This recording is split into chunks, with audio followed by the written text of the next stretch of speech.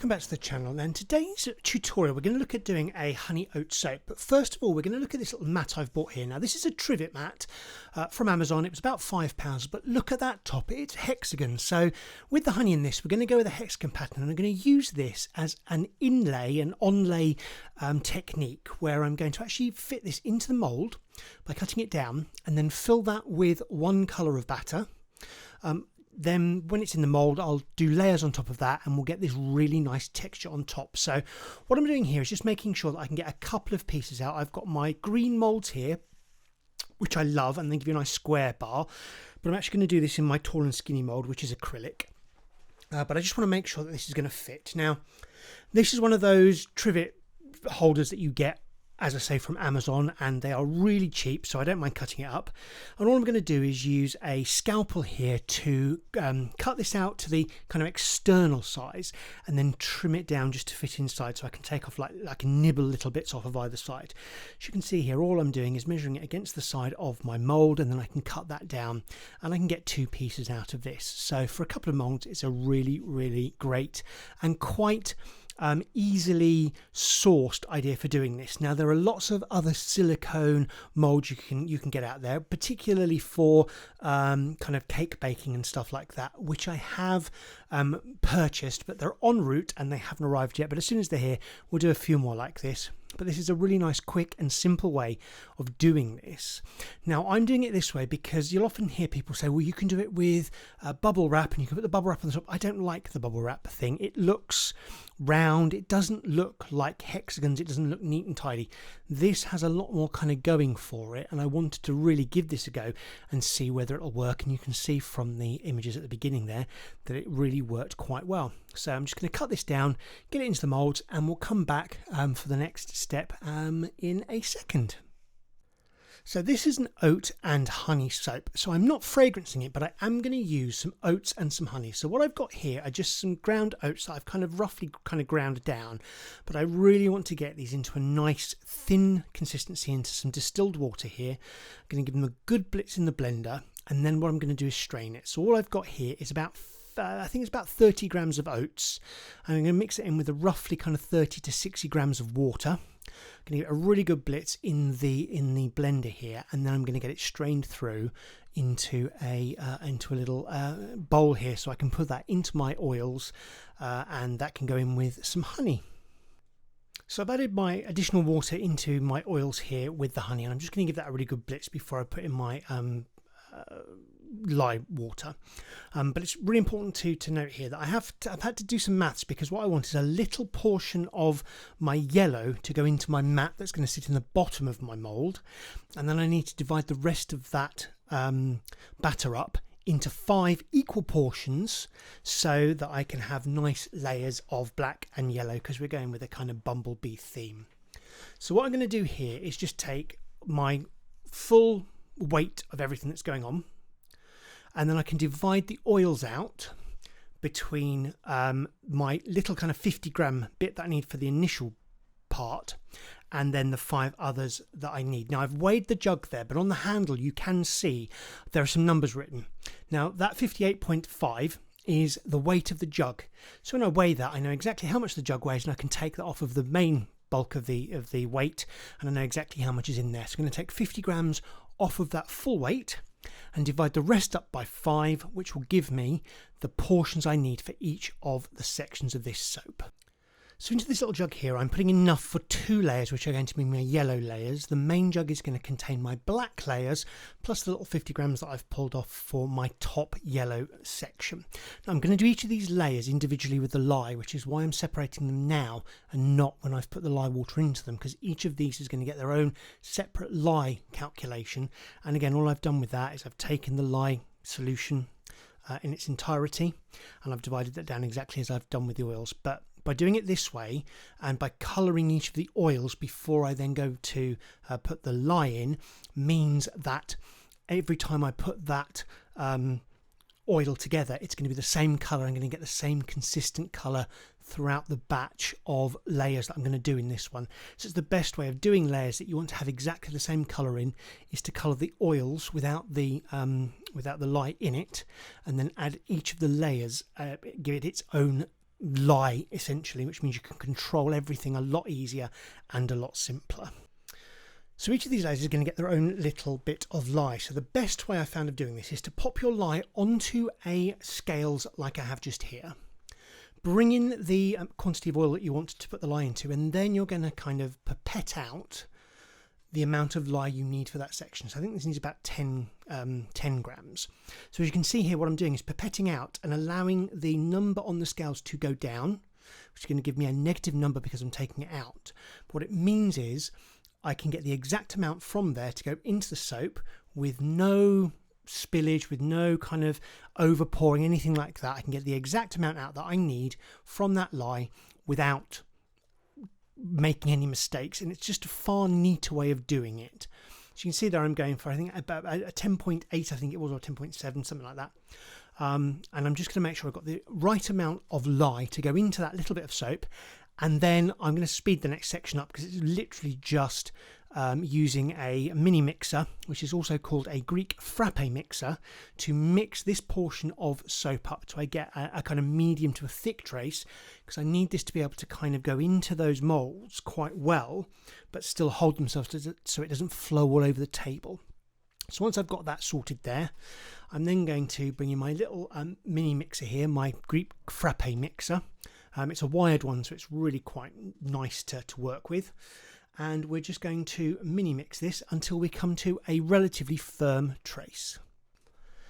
And so the next little bit of footage you see is around about 6 or 7 minutes worth of stirring of this to bring it up to a trace. And this is kind of like 20 seconds worth of video that you're watching. So it took about 6 or 7 minutes to get to the trace I wanted. But again, I've got full control over this because I'm not then mixing this while I'm waiting for other stuff to... I'm not waiting on everything to set up. This is a really nice way of doing it. So once you've got it to the trace that you want, you're going to pour it onto this mould. Now I'm doing it this way around because my mould will actually fit back together, but you can just do this, let it set up a little bit and put it into the bottom of the mould. And all I'm doing is scraping that into all of these little bits. Now I want to make sure that all of the little sections in between the soap still have that black ridge, because I want to have that separation between each of these to give it a really nice slick look. As you can see there, 50 grams of oil is going to be more than enough to do this, and I actually managed to do 2 little loaves with that 50 grams. And again, I'm just scraping it in and making sure that it sits in. Now, one thing you will find, because this is slightly thicker batter, you do need to make sure that you get it right in and you try and remove as much of the air pockets as possible. So what you might find is as you scrape it in, it'll pull out in some sections where there's an air bubble underneath. And what you want to do is just really put a little bit of pressure on and then get those air bubbles to kind of pop out, so you've got it as much in those little areas as you possibly can do. But it takes literally a few minutes. It's set up a little bit, maybe like give it 15 minutes of waiting. Your other oil is just sitting there with the colour in it. It's not setting up, so you don't have to rush this bit, and you can just really sit there and enjoy the soaping rather than getting a bit stressed that things are setting up in jugs. So we're just going to get this in here and really just making sure that all of those little cavities are filled. Even the ones on the side are actually being filled. But I'm not worrying too much about those because I'm going to go back in once this goes into the mould, and I'll show you what happens next. So the mould I'm using here is actually from Custom Craft Tools in the US. Now the moulds themselves are really affordable, but there is a cost to get them shipped over to the UK, which is where the bulk of the money comes in. But if you're willing to absorb that cost, these are really worth getting. Now they come apart really well, they come apart fully. And what I like about this is that you can actually then use that to your advantage. We're going to just pick this silicone mould up to place in the bottom, and then what I can do is I can actually place it in really simply by taking one of the sides off, adding it in so it's not scraping down the sides. I'm going to hold that there for a second. It's going to stick to itself because it's got a little bit of batter there that's just going to kind of stick it to the sides, and then I can pop the edge on here and put all of the screws back in. So as I say, this is a Custom Craft Tools. They're acrylic moulds, and they're really, really worth looking into if you want to kind of get these really nice moulds. The one thing about them is that sometimes you can actually get the soap stuck in it, so you do sometimes have to pop them into the freezer in order to free the soap up, and then it will pop out really easily and simply. So don't worry too much about the not being able to get the soap out. The freezer will take care of that for you. And as you can see here, all I'm doing is I'm scraping down to get the majority of those beautiful cross sections visible from the soap, so there's no soap crossing over the intersections of all the cells there. So the soap is just sitting in the cell, and the center sections of those cells are being shown through to make sure that you can get all of the soap into the cavities and not on those little dividing walls. And I'm just scraping off any of the excess from there so I can really make sure that it's nicely filled, but I've got plenty of contact area for the soap to adhere to what's already in the mould, and all of those separators are clear because the next layer is going to be black, and I really want to get that separation between the cells and the wall areas so that it looks really kind of quite interesting. Now what we're going to do is actually move on to making our first layer, and I'll run through how I do the first layer, and then all of the other layers are exactly the same. So the first thing I'm going to do is pour out the quantity of the oil that I need, and in this case I think it was around about 150 grams, something along those lines. I can't remember exactly now without kind of checking my notes, and I'm not going to do that right at this moment, but you're going to pour off enough of that to make that layer, and then I'm going to bring in my little pot of lye solution again. Now I do make a lye solution in advance, which is a 50-50 mix of water and lye, and then what I can do is I can use that to then make my full lye water solution with the additional liquid, and that's then what I've got in my little pot here. So all I'm going to do again is just make sure my pipette is empty. I'm then going to start weighing over the amount of liquid that I need, and I can make it exact for each layer that I want to use, and it also means I can bring each layer to a slightly thicker trace than I would normally. Normally I come to emulsion and I let things set up naturally. This one is just going to be layers. I want to get it done quite quickly, so each layer I'm going to make sure comes to trace a little bit quicker, and then I can get each layer poured, and it takes me less time to pour a layered soap doing it in this fashion than making the entire lot of soap, the first layers being too thin, me over stick blending each one and it getting too thick by the end. This way I can just control everything, and I find it a much quicker way of doing it. So I'm just putting across that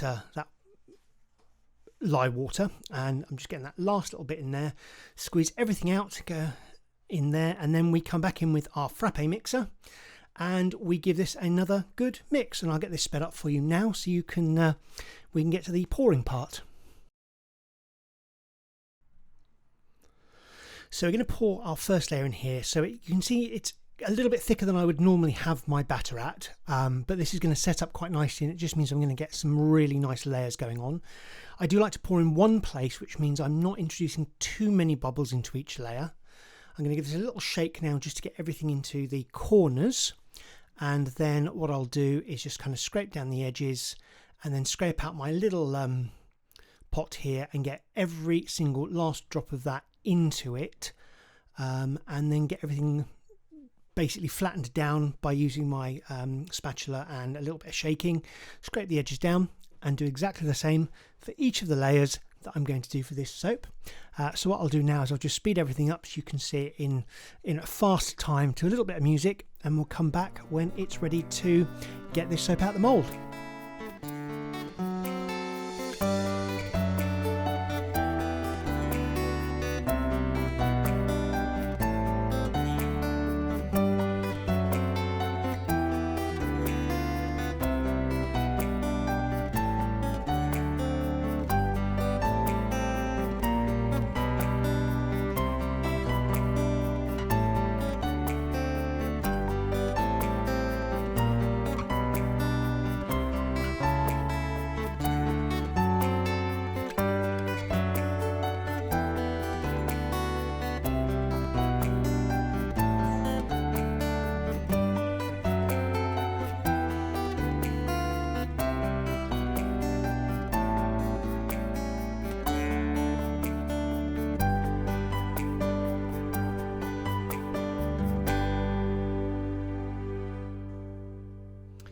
And so we're back with our loaf out of the mould, and you can see there how beautifully clean that silicone came away from my soap. So look at that, and you can see each of those little walls is there.